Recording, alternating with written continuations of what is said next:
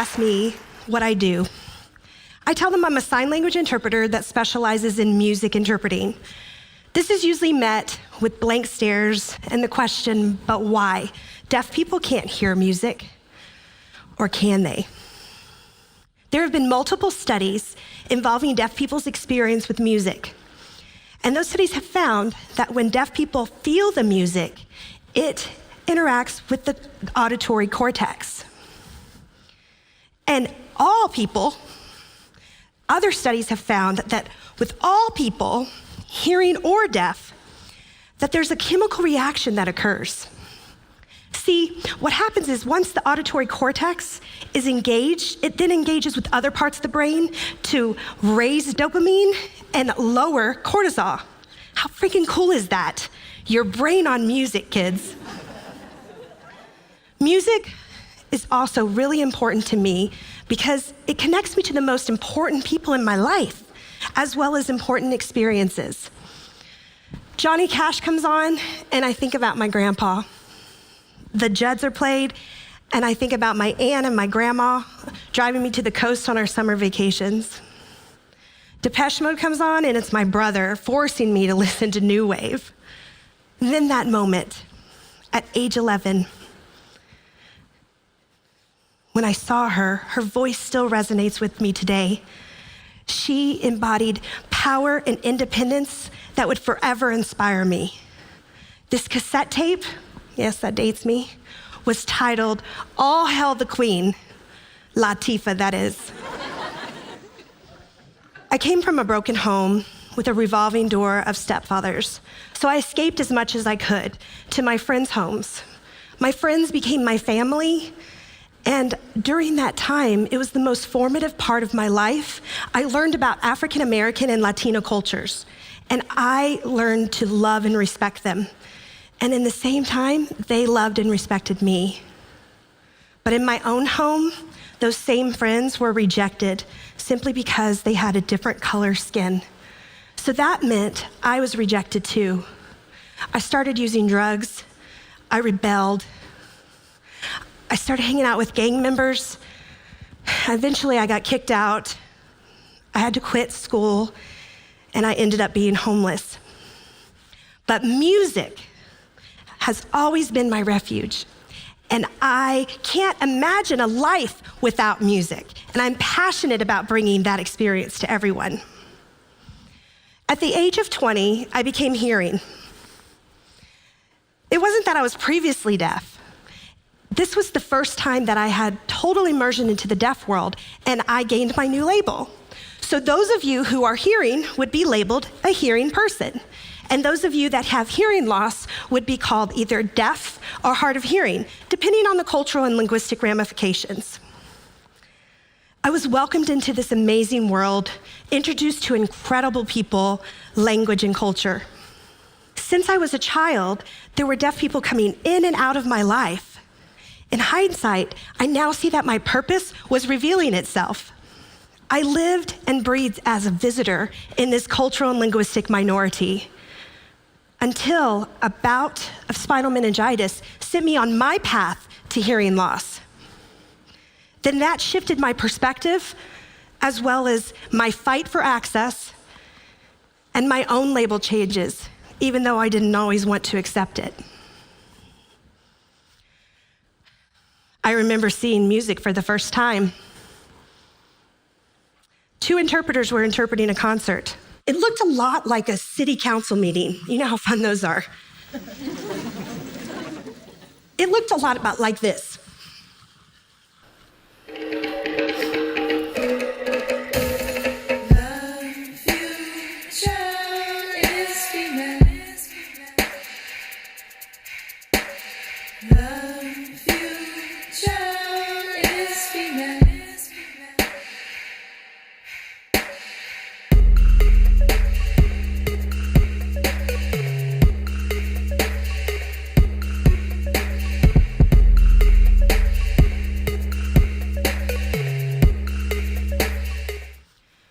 And I thought, what was that?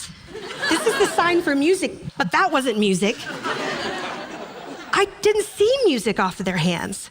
By this time, I was married, and I felt my deaf spouse and my deaf friends weren't experiencing everything that I was, and they were being cheated from this. See, artists take each melody and each harmony, and then they merge it with the lyrics, because music is so much more than lyrics. But then I saw it. A deaf dance troupe called the Wild Zappers. They brought life into music. Every hair on the back of my hair stood up when they performed with the San Antonio Deaf Dance Company. And I said, this is what music should look like. So it's interesting when hearing people tell me all the time that deaf people don't like music and that they have nothing to do with music. I adamantly disagree, and I tell them, music is for all humanity and it doesn't discriminate. I soon realized that it was hearing people making these blanket statements about deaf people. And I thought, how can a hearing person decide what truly constitutes access for a person with hearing loss? And the answer is, you can't. So deaf and hard of hearing people have to fight for their basic right to communication in every aspect of their life. How many of you in this room can raise your hand and say that you have fought for your basic right to communication? In doing my part, I have studied ASL extensively, American Sign Language, as well as I've elicited help from deaf community members to take this 200-year-old language and take parts of it to make music visual.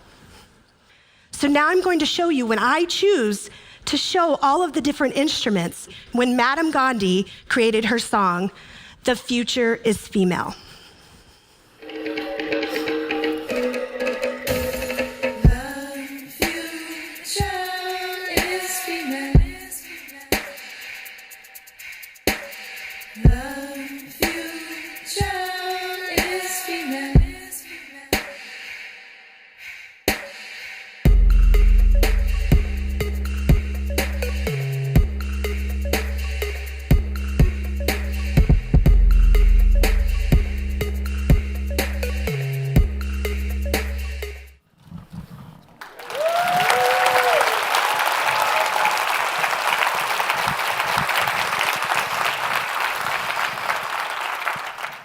So which would you want?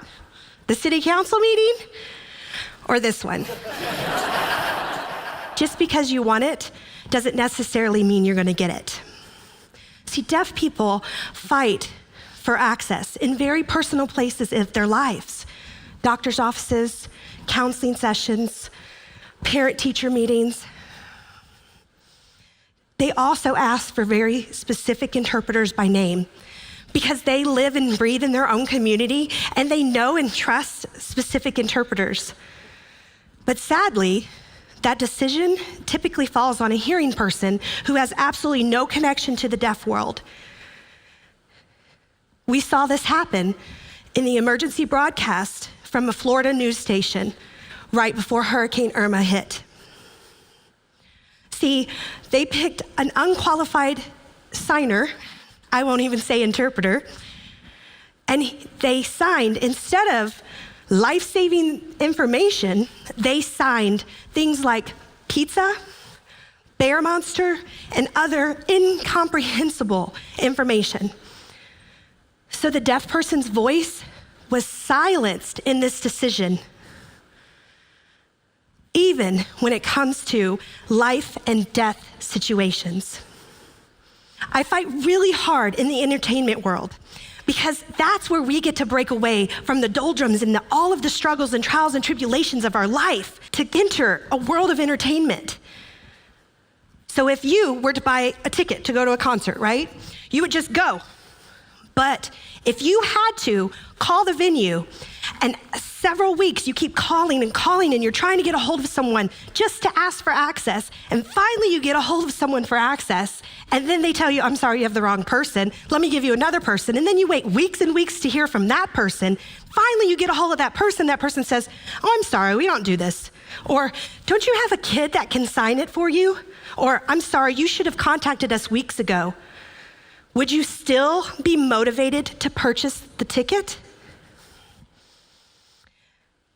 As a member of the cultural and linguistic minority, I have seen the trials and tribulations of discrimination as a mother, as a wife, as a sister, as a friend, and as an interpreter. See, this discrimination starts early on and in unintentional ways. Did you know that 90% of deaf people are born to hearing parents? And this is what's really shocking. 15% of hearing parents, and typically it's the mom, communicate in sign language to them. But instead, we tell these deaf children and deaf people to conform to our hearing society because it's the hearing world that's deemed to be normal. Yet, there's tons of sign language curriculum teaching your hearing babies sign language. But research has shown that deaf babies and hearing babies both will benefit from early sign language acquisition. But when it comes to deaf babies, parents are told to opt for cochlear implants and to speak only, even though research shows that early sign language input can compensate for the lack of auditory input. So the hard of hearing, like myself, and deaf people have different signing accents, much like spoken ones.